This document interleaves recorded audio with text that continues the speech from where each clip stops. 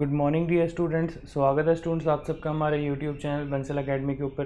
Student आज की class में हम इंपॉर्टेंट करंट अफेयर करने वाले हैं जो आपके एग्जाम पॉइंट ऑफ व्यू से बहुत ज़रूरी हैं। इससे पहले मैं आपको एक इंपॉर्टेंट इन्फॉर्मेशन दे दूँ स्टूडेंट्स, बहुत जल्द आपका PSSB की नोटिफिकेशन आउट होने वाली है क्लर्क की।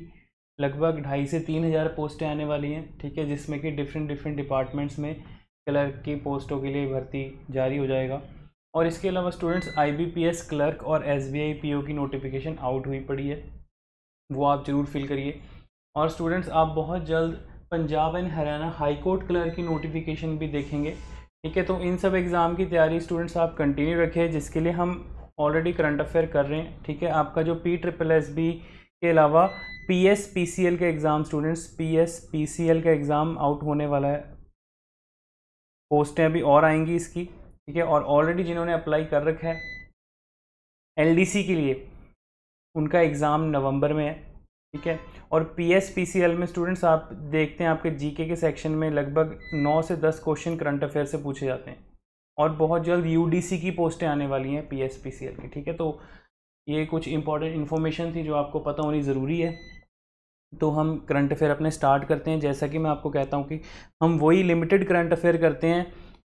अपना स्टूडेंट्स आपने कीमती वक्त हर चीज़ को, हर पोर्शन को इक्वल प्रोपोर्शन में देना है, ठीक है, तो जो आपके लिए ज़रूरी है।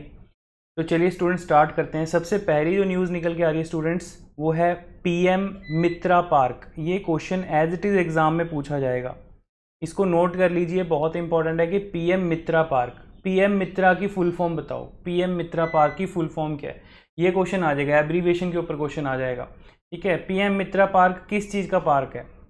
क्या ये कोई अम्यूज़मेंट पार्क है? क्या ये कोई फूड पार्क है? क्या ये कोई एग्रीकल्चर पार्क है? इस तरीके से एग्रो बेस्ड पार्क है, इस तरीके से क्वेश्चन पूछा जाएगा, ठीक है। So cabinet approve setting up of 7 mega textile parks. तो ये किस चीज़ का पार्क है, आपको ये पता होना चाहिए। Mega textile park, 7 mega textile park government जो है ओपन करने की बात करिए, कैबिनेट इसको अप्रूवल दे दी है।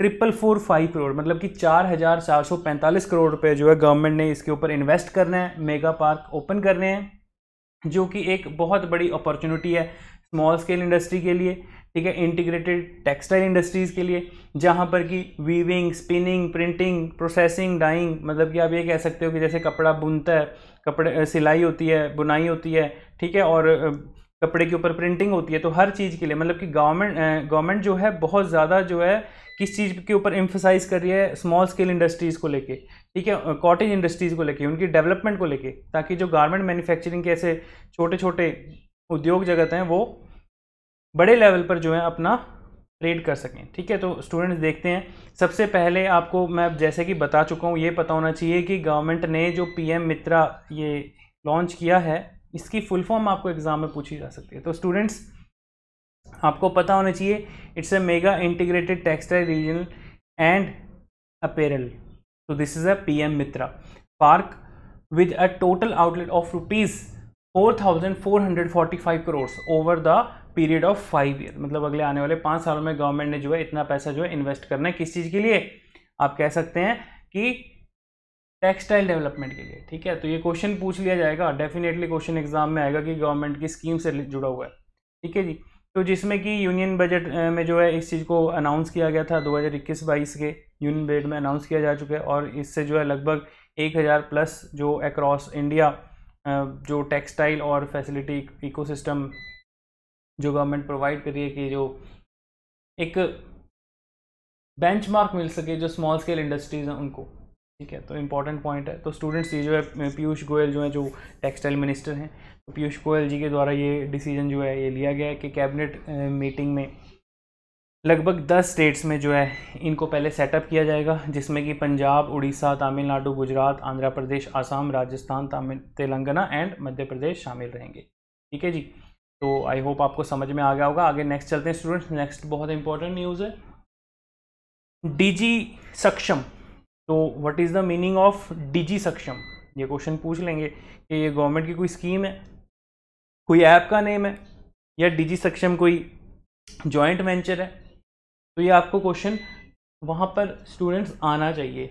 मैं बार बार कह रहा हूँ कि आपके एग्ज़ाम में करंट अफेयर की वेटेज बहुत इंक्रीज़ हो चुकी है।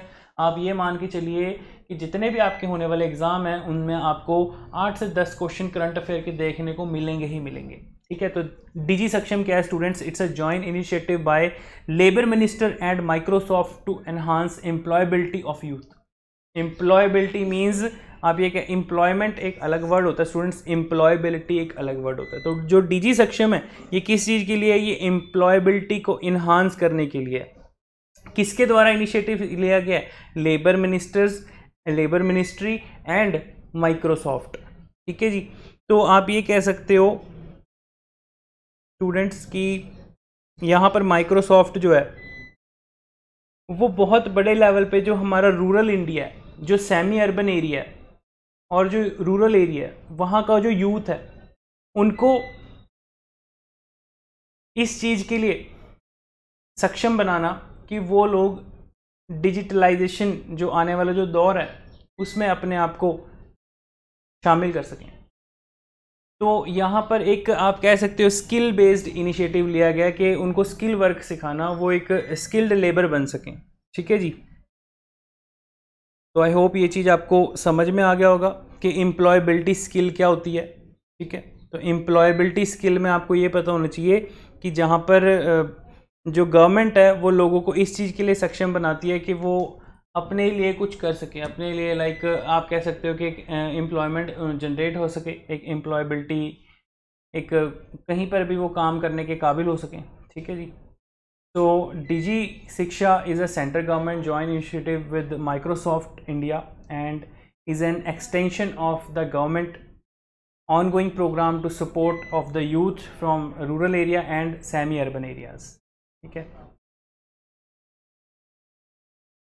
so the Union Labour and Employment Minister Bhupendra Yadav on September 30, 2021 launched the DG Saksham collaboration, ठीक है, with Microsoft digital skill program that's aimed to enhance the employability of youth by the imparting the digital skill that the significant the increase in technological driving era. तो मतलब कि वो अपने आप को इस टेक्नोलॉजी के युग में अपने आप को पीछे ना समझे, कम ना समझे। हर इंसान जो है टेक्नोलॉजी को सीख के आगे बढ़ सकता है। ठीक है, तो digi Saksham is a central government joint initiative with Microsoft India and is an extension of the government ongoing programme to support the youth from rural and semi urban areas. Very important. आगे students next आगे बढ़ते हैं। India to become world third largest importer by 2050 UK report. तो ये United kingdom की report है। कहते जी जो भारत है वो दुनिया का तीसरा सबसे बड़ा लार्जेस्ट इंपोर्टर बन जाएगा 2050 तक with the share of 5.9% of the global imports following China and US. तो चीन और यूएसए के बाद भारत तीसरा सबसे बड़ा उभरता हुआ ग्लोबली, ठीक है, पूरी विश्व में, पूरी दुनिया में, ठीक है जी, इंपोर्टर बन जाएगा, दुनिया का सबसे बड़ा तीसरा लार्जेस्ट इंपोर्टर बाय 2050 यूके की रिपोर्ट है। तो ये आपको पता होना चाहिए। ठीक है, इसके बाद स्टूडेंट नेक्स्ट है जो आगे new tiger reserve in Chhattisgarh. Important है, आपको पता होना चाहिए कि कौन सा टाइगर रिजर्व छत्तीसगढ़ में है, कौन सा नया बना है। तो मैं आपको बता दूं, it's a combine area of Guru Ghasidas National park जो है ऑलरेडी बहुत फेमस नेशनल पार्क है छत्तीसगढ़ में, and Tamor Pingla wildlife sanctuary. यहाँ पर जो है इनको कंबाइन एरिया में से टाइगर रिजर्व निकाला गया है। छत्तीसगढ़ का चौथा टाइगर रिजर्व है। ठीक है जी, आपको पता होना चाहिए।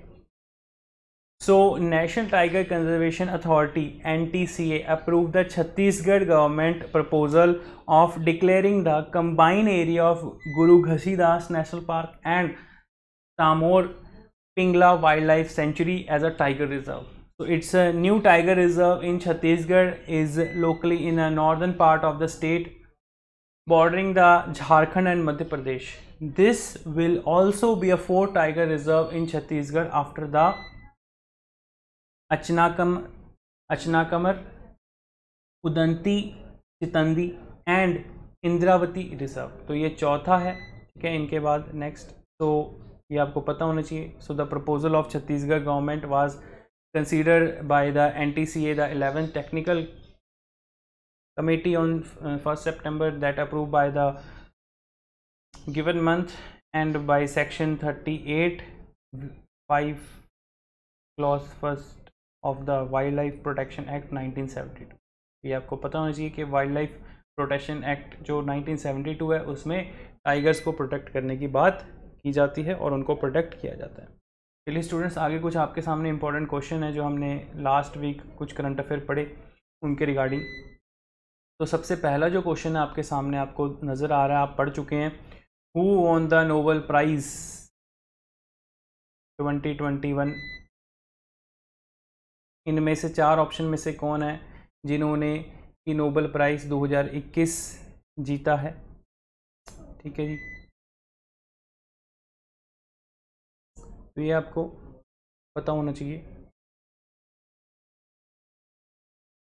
तो स्टूडेंट्स मैं आपको बता दूं यहाँ पे कि Maria Ressa and Dmitry Muratov won the Nobel peace prize. ठीक है जी, नोबेल पीस प्राइज़ जो है, नोबेल प्राइज़ तो यहाँ पे अब्दुल रज़ाक गुरना ने भी जीता है, ठीक है, बेंजामिन और डेविड मैकलेन ने भी जीता है, लेकिन अलग अलग क्षेत्र में। तो यहाँ पर जो है सवाल ये है कि नोबेल पीस प्राइज़ किसने जीता है, तो वो आपको पता होना चाहिए। नोबेल पीस प्राइज़ जो है वो किसने जीता है? तो answer is Maria Ressa and Dmitry Muratov. ठीक है जी, इंपॉर्टेंट है। इसके बाद नेक्स्ट चलते हैं, when did mother Teresa win the Nobel peace price. जो मदर टेरेसा थे मदर टेरेसा जी, उनको कब नोबेल प्राइज़ मिला था? ठीक है, ये आपको पता होना चाहिए। तो स्टूडेंट आंसर है 1979 में। ठीक है जी, 1979 में मदर टेरेसा ने को जो है पहला फर्स्ट इंडियन वुमेन थी, ठीक है जी, नोबेल पीस प्राइज़ दिया गया 1979 में, ठीक है, for her work for beginning to help the suffering humanity. तो मतलब कि मदर टेरेसा जी इतने बड़े समाज सेवक थे, इतनी ज़्यादा लोगों की सेवा करते थे, जिसके लिए कि उनको नोबेल पीस प्राइज़ दिया गया था। ठीक है जी, चलिए स्टूडेंट्स आगे नेक्स्ट चलते हैं। अगला क्वेश्चन है, who has top the Forbes India's richest list in 14 consecutive year. तो बहुत इंपॉर्टेंट है, आप ऑलरेडी पढ़ चुके हो, ठीक है, कि मुकेश अंबानी। स्टूडेंट्स यहाँ पे आपका आंसर क्या हो जाएगा? मुकेश अंबानी जो है फोर्ब्स मैगजीन में रिचेस्ट की लिस्ट में आते हैं और लगातार बने हुए हैं। नेक्स्ट क्वेश्चन है, who among the following Indian pharma billionaire saw as a fall in their wealth in 2021। तो आपको पता होना चाहिए, यहाँ पर स्ट्रॉन्गेस्ट पावरफुल वुमेंस की कैटेगरी में भी इनका नाम आता है, किरण मजूमदार शाह। ठीक है जी, नेक्स्ट है जी, उसके बाद आगे ध्यान देंगे students, the reserve bank of India has retain the real GDP growth of financial year 2021-2022। कितनी ग्रोथ रिटेन करके रखी है? 9.5%। 9.5%। उसके बाद नेक्स्ट आपके सामने है, RBI has retained policy repo rate at how much percent. RBI की जो रेपो रेट पॉलिसी है उन्होंने कितने परसेंट पे रिटेन करके रखी हुई है, ये आपको पता होनी चाहिए। तो आंसर आपका यहाँ पे बी ऑप्शन हो जाएगा, 4%। Students 4% answer. ठीक है जी, नेक्स्ट है, which country has invited the Talibans for international talk on Afghanistan on October 20। किस देश ने जो है न्योता भेजा है, इनविटेशन भेजा है तालिबान को अफ़गानिस्तान के इशू पे डिस्कस करने के लिए, टॉक करने के लिए? यहाँ पे आपको आंसर पता होना चाहिए। यूएस हो नहीं सकता, क्योंकि यूएस तो आपको पता है कि दुश्मन है। पाकिस्तान भी नहीं हो सकता, पाकिस्तान अपने आप में एक बहुत छोटा देश है, ठीक है जी, अंडर डेवलप कंट्रीज़ में आप कह सकते हैं। और चाइना भी नहीं है यहाँ पे, आंसर आपका हो जाएगा रशिया। तो रशियन गवर्नमेंट ने, रशिया ने कि जो मिलिट्री ग्रुप्स हैं जो ऑलरेडी अफ़गानिस्तान के रीजन में डिप्लॉयड हैं, तो उन्होंने तालिबान को इनविटेशन भेजा है, इनवाइट किया है कि अफ़गानिस्तान के इशू पे आके बायलैटरल टॉक करो और इसको जो है रिज़ॉल्व करो इशू को। तो आई होप स्टूडेंट्स आपको ये करंट अफेयर समझ में आए होंगे। ऐसी इंपॉर्टेंट वीडियोस के लिए चैनल को सब्सक्राइब करें, वीडियो को लाइक करके जाएं स्टूडेंट्स, ज़्यादा से ज़्यादा अपने फ्रेंड्स फैमिली मेम्बर्स तक शेयर करें, ठीक है। तो now we wind up our session, thank you.